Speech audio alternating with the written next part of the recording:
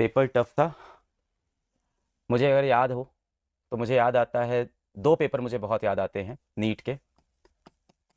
जब से मैं पढ़ा रहा हूँ तब से मुझे नीट के दो पेपर बहुत याद आते हैं, 2016 और नीट 2021। नीट के ये दो इंसिडेंट मुझको हमेशा याद आते हैं, जिस वक्त हम लोग ने सबने कहा था कि हाँ, जो फिजिक्स का खास करके पेपर था वो टफ आया था। दोनों बार मुझे ये चीज़ लगी, चाहे 2016 की बात हो चाहे 2021 की बात हो, दोनों बार ये फील हुआ था कि फिजिक्स का पेपर टफ हो। पर अभी जो हुआ है इस बार 2025, मुझे लगता है वो 2016 और 2021 सबको बीट कर दिया इस बार डिफ़िकल्टी लेवल में। खास करके फिजिक्स की बात करें तो, खास करके फिजिक्स के पेपर की बात करें तो ये जो पेपर आया है ना फिजिक्स का, ये बहुत ही अलग था। प्रिडिक्टेबल नहीं है ऐसा पेपर।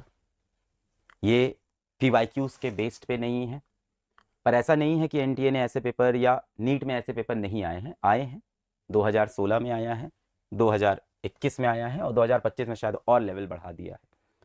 प्रमुख कारण ऑफकोर्स यही हो सकता है, पिछले साल पेपर का लेवल जो था वो कुछ ज़्यादा ईजी था। हाई रैंक के ऊपर बहुत सारे बच्चे थे, जो एक ही रैंक के ऊपर बहुत सारे बच्चे हो गए थे। अब एक ही मार्क्स के ऊपर बहुत सारे बच्चे थे। पिछले साल आपने देखा था कि 715 715 715 710 710 705 ये एक नॉर्मल स्कोर हो गया था। 690 एक पीछे का स्कोर होने लग गया था। 650 पे तो गवर्नमेंट मेडिकल कॉलेज नहीं मिल रहे थे पिछले साल 650 पे। हो सकता हो इसी चीज़ को बेहतर करने के लिए या इस चीज़ को सही करने के लिए पेपर का लेवल बढ़ा दिया गया हो इस साल। फिजिक्स की मैं बात करूं, फिजिक्स का मैं टीचर भी हूं। मैंने पीडीएफ खोला, मेरे पास पीडीएफ आया था और मैंने पहले क्वेश्चन से पढ़ना शुरू किया हुआ। डायरेक्ट क्वेश्चंस नहीं है, बिल्कुल भी डायरेक्ट नहीं है। एक क्वेश्चन के अंदर मल्टीपल कॉन्सेप्ट्स डाले गए हैं। कोई भी क्वेश्चन ऐसा नहीं है कि आपने किताब में या पीवाईक्यू में कहीं देखा होगा और आप सीधा मार दोगे। हर क्वेश्चन में आपको दिमाग लगाना है, सोचनी है चीज़ें। मतलब मुझे लगता है कि ये जो पेपर नीट का इस बार बनाया है, ऐसा मुझे फील होता है। बाकी टीचरों को क्या फील होता है मैं नहीं जानता। मुझे लगता है नीट ने अपना लेवल जेई मेन से बहुत ऊपर कर दिया इस बार। जेई मेन से बहुत ऊपर था। मैं सही गलत की बात नहीं कर रहा हूँ, पर यह है सच। जेई मेन से भी टफ था और अच्छा खासा टफ था। It is much much much bigger than, बहुत डिफरेंस, बहुत बड़ा कर दिया as compare to JEE main. मतलब जेई मेन का भी जो लेवल होता है ना, वो इस बार के नीट 2025 के फिजिक्स के सामने, स्पेशली नीट 2025 के सामने ये लेवल बहुत ज़्यादा था।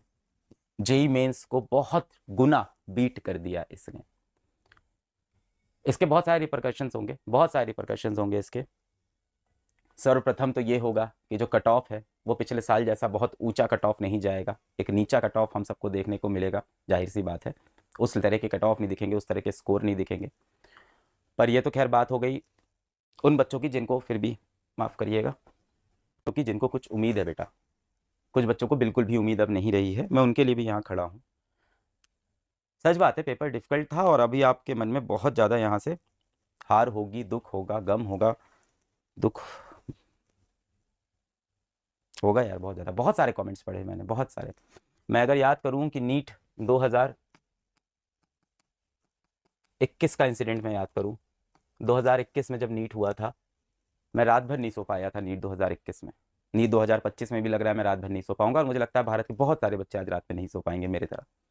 नीट 2021 मुझे याद भी याद है कि पेपर हुआ, 5 बजे ख़त्म हुआ, 5:30 तक पेपर हाथ में आया और मैंने देखा ये कैसा अजीब सा पेपर है। मैं एक बैच में पढ़ाता था फिजिक्स वाला में ही अपने ही। आज प्लीज़ बोलिए आगे क्या करूं। मधुमिता, मेरे पास भी आंसर नहीं है कि तुम आगे क्या करो। आप 18 19 20 साल के होगे ना मधुमिता, आपको फैसला खुद लेना पड़ेगा। पर आगे भी बड़ा करने का जो लक्ष्य है वो नहीं छोड़ना। हम एक बार हारे, हम 2 बार हारे, हम 3 बार हारे, पर हम लड़ेंगे मधुमिता। चाहे जिंदगी में कुछ हो जाए मधुमिता, हम असफल होके मरने वाले नहीं हैं। जब तक सांसें चल रही हैं, जब तक आंखें खुली हैं, हम लड़ेंगे। चाहे हम नीट का पेपर फिर से दें, चाहे हम जीवन में कोई और करियर लें, पर हम लड़ेंगे मधुमिता। सक्सेसफुल होके ही मरेंगे मधुमिता, ऐसे नहीं।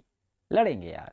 और सक्सेसफुल का मतलब सिर्फ ये नहीं कि हम पैसे कमा लेंगे, हम इज्जत कमा लेंगे, हम खुशी कमाएंगे, हम माँ बाप की खुशी कमाएंगे, हम अपनों की खुशी कमाएंगे, अपने लिए एक इज्जतदार पोजीशन कमाएंगे, अपने लिए चैन की नींद कमाएंगे और तब तक तो हम नहीं मरेंगे।